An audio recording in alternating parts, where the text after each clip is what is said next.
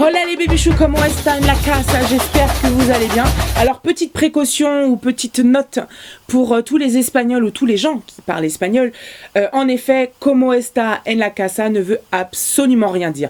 Et d'ailleurs c'est en allant à Amsterdam que je me suis rendu compte de ça. Enfin je savais déjà que ça voulait rien dire. Mais du coup je montrais mes vidéos avec d'autres blogueuses et tout ça. En l'occurrence une blogueuse espagnole. Et genre elle me regarde, elle me dit... Je lui ai dit non t'inquiète, je sais que ça veut rien dire. Non, vraiment, je sais que ça veut rien dire. Mais du coup, je me suis dit, pour tous les gens qui sont très premier degré, vraiment, est-ce qu'ils vont comprendre que le concept, c'était voulu de dire n'importe quoi? De toute façon, ma vie est du grand n'importe quoi. Et c'est ça qu'on aime. C'est ça que j'adore. Mais pour le coup, je me suis dit, bon, peut-être que je devrais préciser ce truc-là, en fait. C'est mieux.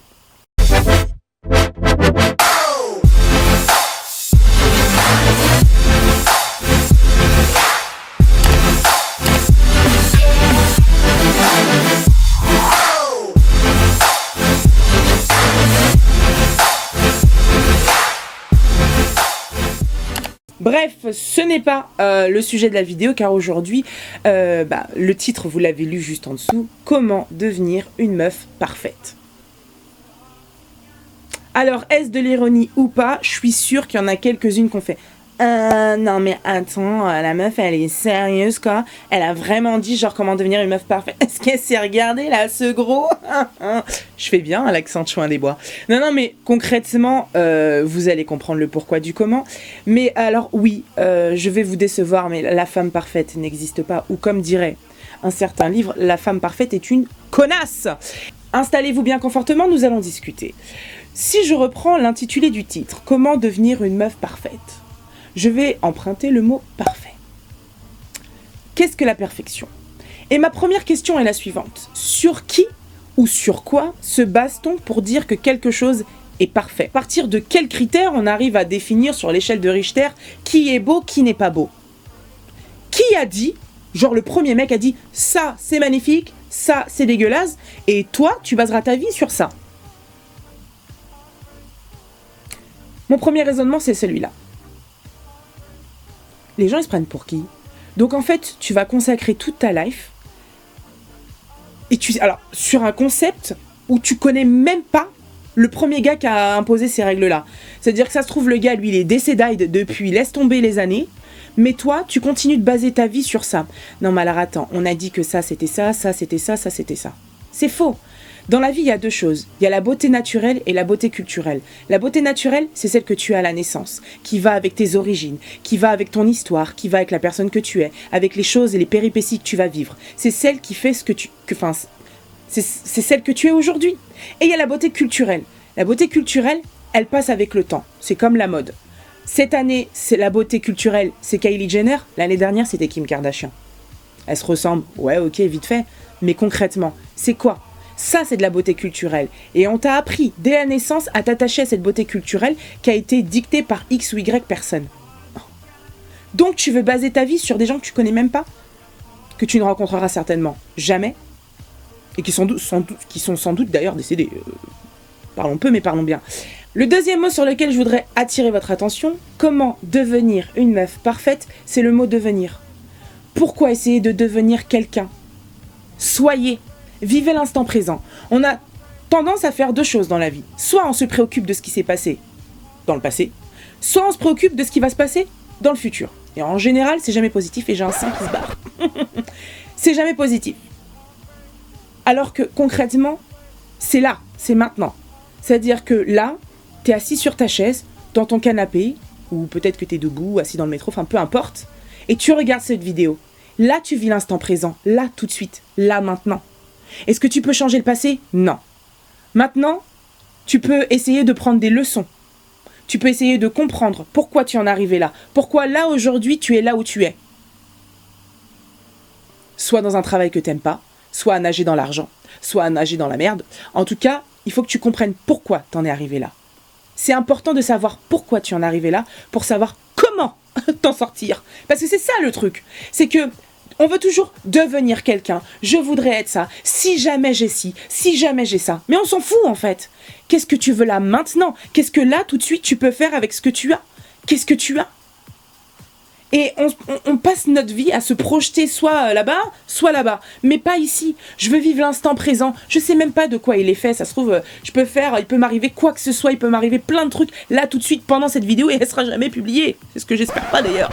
Mais on vit l'instant présent. C'est ça, c'est ces moments précieux. Et le problème, c'est que à force de se focaliser sur des choses qui se sont déjà passées ou qui vont potentiellement se passer, alors que pas forcément, on se focalise pas sur l'instant présent. Ça, c'est la deuxième chose. Donc voilà, je vous ai parlé du passé, du présent, maintenant je vais vous parler du futur. Pendant des années, j'étais le genre de fille à imaginer plein de choses, à avoir une imagination plus que débordante.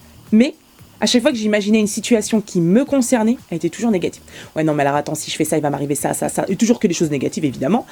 Et en 2011, on m'a programmé un rendez-vous dans une agence de mannequins new-yorkaise, donc à l'époque Ford, qui avait un département grande taille à New York, maintenant qui n'existe plus. Mais en 2011, en tout cas, c'était une agence cotée. Et on m'a dit, Lala, écoutez bien mes mots, Lala, on t'a décroché un rendez-vous. Je me suis dit, oh my god, ok. Ouais, non, mais alors attends, machin, truc, mais regarde, j'habite en France, ça pose problème, j'ai pas d'argent pour aller à New York, pour payer mon billet d'avion et tout, etc., etc. Mais si je trouve l'argent, voilà, machin, truc, il va falloir que je parte là-bas 3 mois, mais 3 mois, je vais laisser mon mec va me tromper, il va me quitter, machin, truc, il va prendre une fille sur place, machin, puis en plus ma carrière va même pas décoller parce que ils ont même pas l'habitude de voir des Asiatiques, machin. Psychopathe, www.psychopathe.com. Alors concrètement, je n'ai jamais été à ce rendez-vous. Mais je pourrais vivre dans le passé en me disant « Oh mon Dieu, mais si j'avais accepté cette offre, peut-être qu'aujourd'hui je vivrais à Tombouctou, enfin bref, à l'autre bout du monde, je serais blindée, j'aurais ci, j'aurais ça, machin truc. » C'est ça mon présent ? C'est d'imaginer ce qu'aurait pu être mon futur dans le passé ? Non. Par contre, j'ai compris une chose. C'est que l'erreur que j'ai faite ce jour-là, je ne la referai plus jamais. Il est hors de question que maintenant je me projette dans quoi que ce soit de manière négative. Parce qu'en fait, concrètement, j'avais écrit l'histoire qui allait se passer. C'est comme quand tu dis « Non, mais je vais pas y arriver. Non, mais je vais pas y arriver. Non, mais je vais pas y arriver. » Bah, en fait, oui, d'accord, tu vas pas y arriver. Parce que si tu n'arrêtes pas de dire que tu vas pas y arriver, oui, c'est clair, tu vas pas y arriver. À un moment donné, ça s'appelle la logique, cher ami. Non, tu vas pas y arriver. Si tu n'arrêtes pas de dire que tu vas pas y arriver, non, bah voilà, bref, je vais pas arrêter de répéter ce mot-là. Mais c'est ça. Et je me suis dit « Ok, Lala, t'as pris ta leçon. C'est fait. Mais plus jamais tu ne feras ça de ta vie. Ok ? Maintenant, dans la vie, tu te donneras les moyens de faire tout ce que tu veux et tu pourras avoir tout ce que tu veux également aussi. Parce que ça fait partie du jeu. À force de taper dans une porte, elle finit toujours par céder. Alors, pas forcément au moment où tu le souhaites, mais elle finit toujours par céder. Donc, on s'en fout du passé, concrètement. On s'en fout du futur. Vis l'instant présent. Et en préparant justement l'instant présent, tu prépares un bon futur. Le pouvoir de la bouche. C'est moi qui ai inventé ces mots. Bref, non, ça s'appelle le pouvoir de la parole. Aujourd'hui, je pense et j'en suis persuadée, tu peux détruire une vie juste avec la parole. Et c'est là où je pense qu'en tant que parent, il faut être vigilant quand on parle à ses enfants et savoir employer les bons mots. Parce que de dire à un enfant depuis sa plus tendre enfance « tu es nul, tu es nul, tu es nul », il finira par croire vraiment qu'il est nul. Et quelque part, moi, on m'aurait pas répété « t'es grosse, j'aurais jamais cru que j'étais grosse. Hein. C'est quoi gros ? À partir de quoi ? Sur qui on se base en fait ? C'est ça. Et c'est comme le mot grosse. On a grandi avec le mot grosse, mais avec la connotation d'insulte. Et le problème, c'est que peu importe la manière dont tu l'utilises en 2017, si on te dit grosse, les gens ils te regardent comme as, tu vois. Parce qu'ils disent « Oh là là, mon Dieu, elle l'a insultée. » Bah non, en fait, c'est un fait, hein, je suis grosse, cher ami. Maintenant, sale grosse, sale machin truc. C'est vrai que aujourd'hui, la manière dont on a utilisé ce mot, c'est pas pour t'en faire un compliment. On est d'accord. Mais, le pouvoir de la parole, c'est hyper important. Donc, mesure ta bouche et mesure tes mots. C'est hyper important. Si tu veux que, quelque part, la pureté de ton âme se voit à l'extérieur, il faut que tu utilises les bons mots quand tu t'adresses à une personne. Et que tu sois... c'est comme je le dis souvent, pour être bienveillant avec les autres, il faut déjà commencer à être bienveillant avec soi. Et les mots sont très importants. Par exemple, le mot « si ». J'avais écouté une interview de Alicia Keys, qui était très intéressante, où elle disait « J'utilisais beaucoup le mot si, et le jour où j'ai arrêté de l'utiliser, j'ai compris beaucoup de choses. Si je fais ça, j'aurai ça, mais si, mes machins, et si. » En fait, c'est plein de suppositions, mais qui te bloquent. Parce qu'en fait, aujourd'hui, à part le mot « si » que tu as employé, qu'est-ce qui t'empêche ? Qu'est-ce qui m'empêche, là, tout de suite, d'aller dans la rue et de me mettre à poil ? Et de crier « Ouh, I love you !» Bah, n'importe quoi, enfin, j'ai sorti le premier truc qui m'est venu par la tête. Il n'y a rien qui m'en empêche. J'ai juste à enlever ça ou à ouvrir ça. Je descends mes escaliers, je vais en bas, je me fous à poil. Bah, tu vois, il n'y a rien. Enfin, là, c'est un vieil exemple tout pourri que j'ai utilisé. Mais concrètement, aujourd'hui dans la vie, rien ne t'empêche de faire ce que tu as envie. Excepté le regard des gens, excepté l'ego, parce que le pire ennemi d'un être humain, c'est son ego. Et c'est vrai que on a tendance à ne pas mesurer nos mots. Et moi la première. Non mais sérieux, moi la première. Et j'ai compris qu'en fait, prendre son temps, bien faire attention aux mots qu'on utilise, à la manière dont on emploie les mots, à la manière dont on parle aux gens. La recherche constante d'un être humain, c'est la paix. On veut juste la paix. La paix. La paix avec autrui, la paix financière, la paix dans tout, tu vois. Et ça me gratte. Alors évidemment la cuisse, mais là ça fait un peu genre masturbation bizarre. Bref, elle est là ma main. Non, c'est dégueulasse ce que je viens de dire. Mais les gens cherchent tous la paix. Donc ça c'est une des choses hyper importantes pour devenir une meuf parfaite. Fais attention à ce que tu dis. Et où ce qui rentre et sort de ta bouche. Et c'est dégueulasse ce que je viens de dire encore. Oh, elle est tournée vers le cucu la fille. Ok. Voilà, il y a ces 3 choses que vous devez... Ah, ok. Donc vous devez vous rappeler de ces 3 choses. La première chose, c'est que la perfection n'existe pas. Et c'est pas juste un truc démago, genre « Ah non, mais la perfection n'existe pas. » Non, la perfection n'existe pas. Parce qu'aujourd'hui, en France, c'est la mode de ressembler à un tel, d'avoir les cheveux comme ça, de faire machin, un truc. Mais dans certaines ethnies en Asie, c'est d'avoir... un critère de beauté, c'est d'avoir un long cou, etc. Comme il fut un temps en Asie, c'était d'avoir des tout petits pieds. Donc les nanas, elles se faisaient du mal pour avoir des petits yep. Bon, il y a plein de choses comme ça. Donc tout ça, c'est de la beauté culturelle. C'est pas la beauté naturelle que vous avez à la naissance, c'est de la beauté culturelle qui, en fonction de l'endroit où vous êtes sur Terre et de là où vous vivez, eh ben vous êtes dans cette atmosphère où vous pensez que c'est ça la vérité. Mais c'est pas ça la vérité en fait, le concept. Tout ça là, c'est faux. La vérité, elle est au fond de toi et c'est à toi de te créer ta propre vie, ton propre truc. Moi, je vis dans un monde, souvent les gens me disent « Ah mais tu vis dans le monde des pays des bisounours. » Mais ça me va en fait. Laissez-moi dans le pays des bisounours. Ça me va très bien et mon sein qui fait que de sortir. Non mais sérieux, ça me va très bien moi le pays des bisounours. Laissez-moi là-bas. Laissez-moi en paix dans le pays des bisounours avec arc-en-ciel et tout, la meuf qui... Qui connaît les bisounours? Non? Bah voilà, mais laissez-moi, il n'y a pas de problème en fait. Pour moi, c'est pas un péché en soi que de ne pas vouloir affronter cette fucking réalité. C'est pas la mienne. C'est pas la mienne et je sais que c'est pas la vôtre non plus. Mais cette réalité-là, c'est pas la mienne. Je vis pas dans ce monde, moi. Je suis ailleurs. Laissez-moi être là-bas. Il y a pas de problème. Alors les scientifiques diront non, mais elle fait un déni de machin truc, machin. Si tu veux, il y a pas de problème. En tout cas, là, le pays dans lequel je vis, ça va très bien. Il me va. Parfait. Alors, c'est pas évident tous les jours, bien sûr. Mais la réalité est que je me bats. Je lâche pas l'affaire. Et finalement...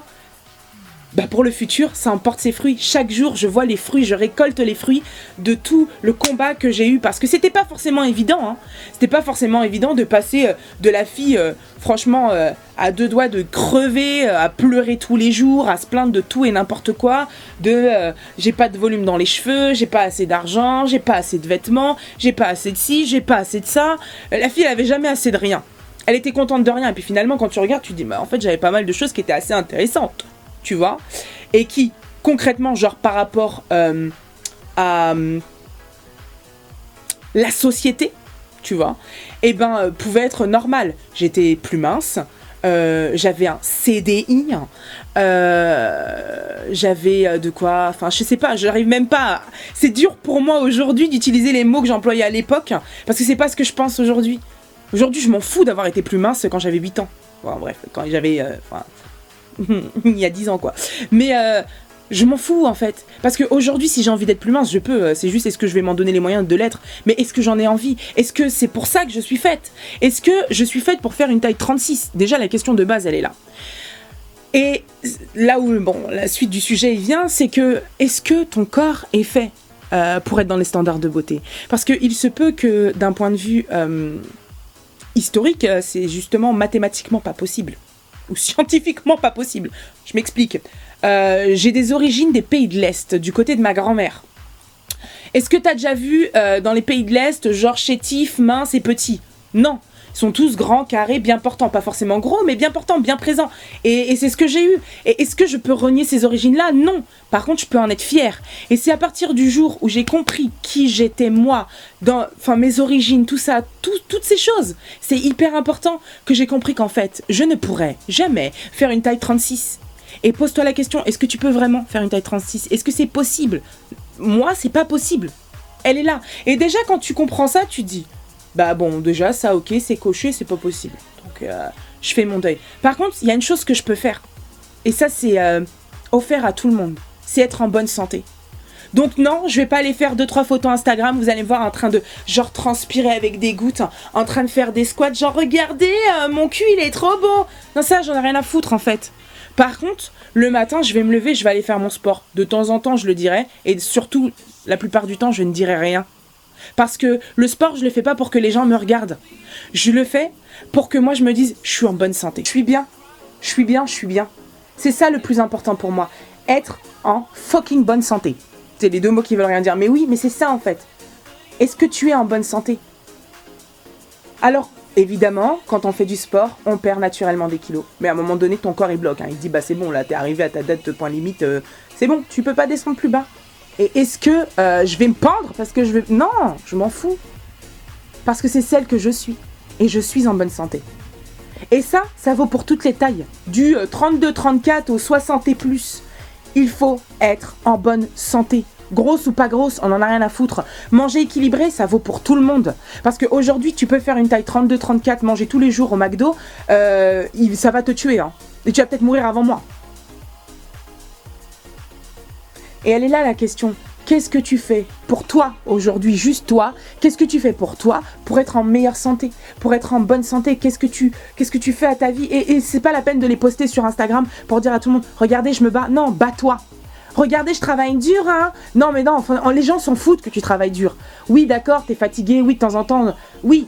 Mais en fait, les gens verront automatiquement les bénéfices de ton travail. Le concept de je travaille dur, ils le verront, ça se verra automatiquement sur ce que tu fais. Mais t'as pas besoin de dire, ah non, mais moi je vais tous les jours à la salle. Hein. Bah va à la salle, on s'en fout en fait. Fais ce que t'as à faire. Parce que si moi demain je meurs, toi tu ne meurs pas. Si toi demain tu meurs, moi je mourrai pas forcément avec toi. Qu'est-ce que tu auras fait pour toi? Pas pour les autres. On s'en fout. Tu vois? Qu'est-ce que tu fais pour toi? C'est ça la question. Qu'est-ce que tu fais pour toi? Le micro, depuis combien de temps il est tombé? Non mais, c'est ça le truc. Bats-toi pour toi, bats-toi pour tes enfants, bats-toi pour avoir un bel avenir. Et comment avoir un bel avenir? C'est maintenant. Donc on en revient toujours au même point, c'est le présent. C'est là tout de suite. Qu'est-ce que je peux faire là maintenant? Une fois que j'ai fini là, de regarder cette vidéo et que j'ai fini de m'abonner à la page de la Lanisaki. Non mais sérieux, voilà, c'est bon, je suis chaude là, vas-y, je me lance. De quoi j'ai envie?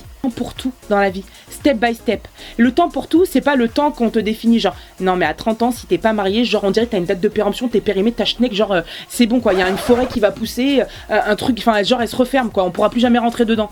Non, en fait, tranquille le chat, hein, tout va bien en bas, ça reste toujours open.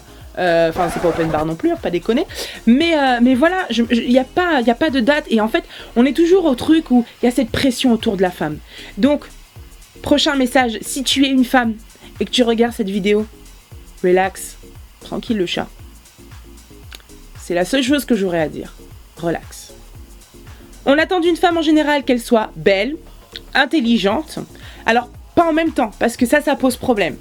C'est soit belle, soit intelligente. Si elle est belle, tant mieux. Si elle n'est pas intelligente. Si elle est intelligente, bah ouais, mais comme elle n'est pas belle, faut au moins qu'elle ait quelque chose. N'importe quoi. Faut qu'elle gagne de l'argent, mais pas plus que son conjoint. Faut que ce soit une bonne maman, une bonne épouse, une bonne cuisinière, une bonne femme de ménage. Non mais, tiens, tu l'as vu celui-là? Tu l'as vu ou pas? Non, je suis désolée. On coupe, petit problème de batterie, du coup je ne sais plus ce que j'étais en train de dire juste avant. Mais non, mais concrètement le but de cette vidéo c'est vraiment de dédramatiser. Oui, de dédramatiser tout ça en fait. La vie elle est tellement simple et en même temps tellement courte. Le concept de t'as toute la vie devant toi c'est faux. Tu n'as pas la vie devant toi. C'est absolument faux. Fais ce que tu as envie de faire là, maintenant, là, tout de suite. T'as pas la vie devant toi. T'as pas. Non, c'est faux. C'est un mensonge. C'est un mensonge. Maintenant, il faut pas se perdre entre ce que tu veux vraiment et ce que ton âme désire et ce que ton ego veut. Et ça, ce sont deux choses complètement différentes. Le pire ennemi d'un être humain, c'est son ego.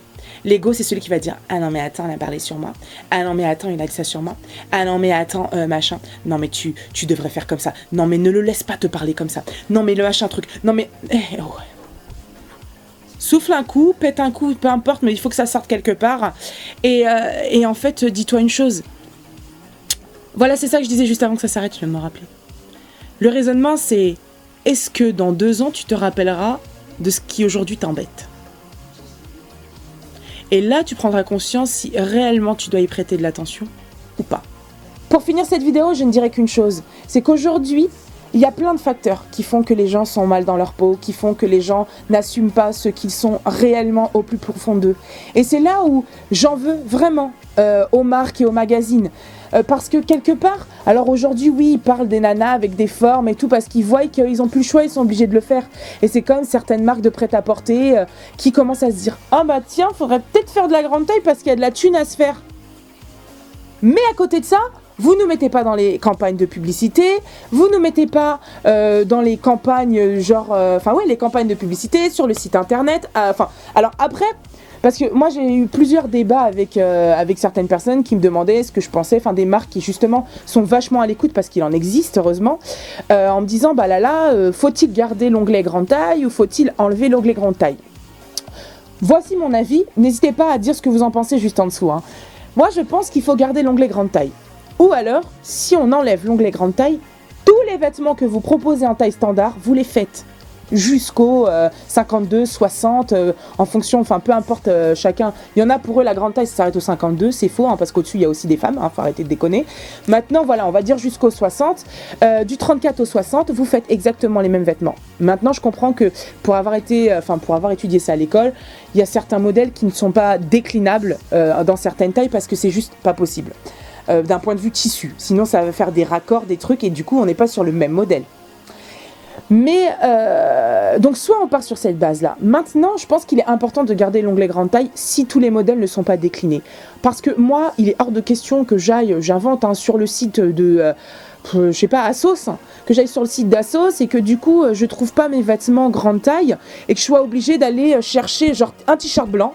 Ok, ça m'en propose 52. Et là, sur les 52, en fait, il n'y en a que 3 qui sont déclinés dans ma taille, mais il faut que je trouve lesquels.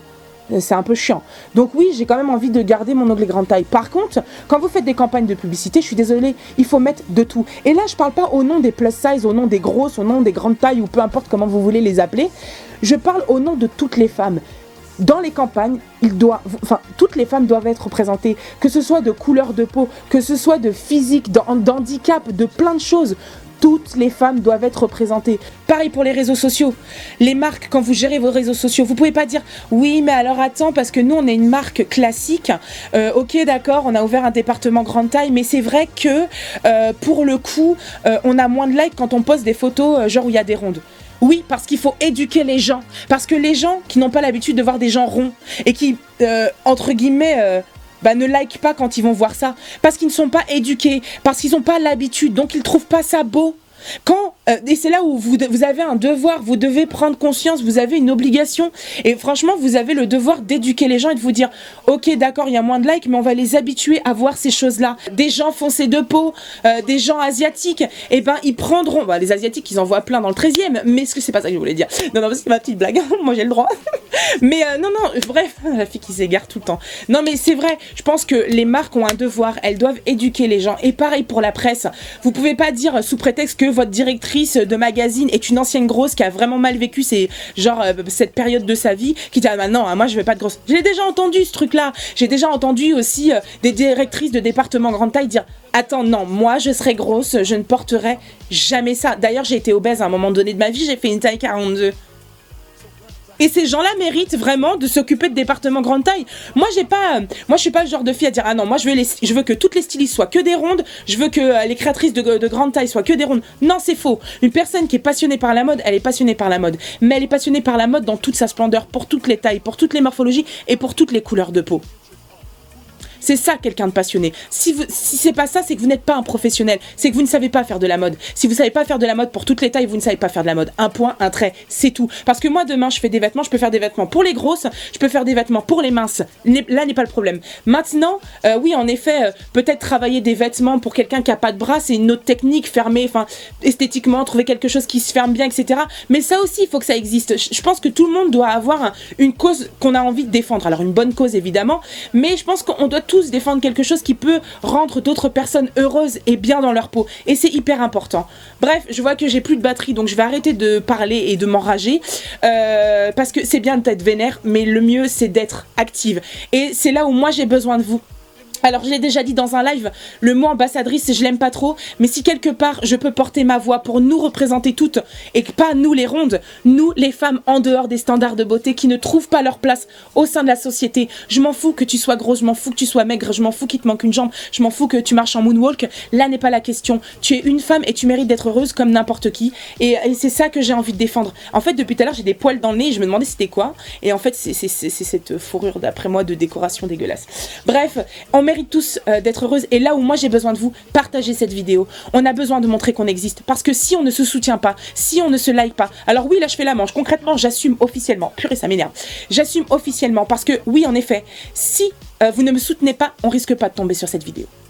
Donc, j'ai besoin de votre soutien. Commentez, partagez, likez, distribuez l'amour, distribuez cette vidéo partout où vous pouvez la distribuer. Parce que ce message, ce que j'ai dit dans cette vidéo, mérite d'être entendu et surtout auprès des marques. Vous voulez une grosse à la télé, vous voulez plus de femmes noires à la télé, vous voulez des filles maghrébines à la télé, vous voulez des asiatiques, vous voulez des gens bleus, verts, jaunes, orange, enfin peu importe.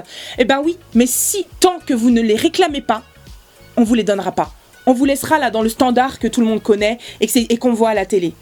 Tant que vous ne demandez pas, vous n'aurez pas. Et ben c'est la même chose. Ce que je vous disais par rapport à votre vie, c'est pareil. Demandez, vous recevrez. Et là c'est la même chose. Bref, j'ai fini. Je vous aime très fort. L'union fait la force. J'ai besoin de vous. Et putain de merde, on va tout niquer. J'en ai marre. Je veux qu'il y ait de la diversité. C'est tout ce qu'on demande. Bah voilà. Renseignement, je sais pas, j'ai perdu la mémoire là pendant 3 secondes. L'existence au premier degré, il doit se dire non mais la go elle fait genre, elle se prend pour une Latina 2.0 alors qu'en fait c'est juste une ching chang chong. Statistique, non mais concrètement non c'est pas vrai. Demain c'est l'anniversaire de Nia, mon bébé. Et c'était, bref, oui c'est bien, mais non, concrètement c'est pas bien.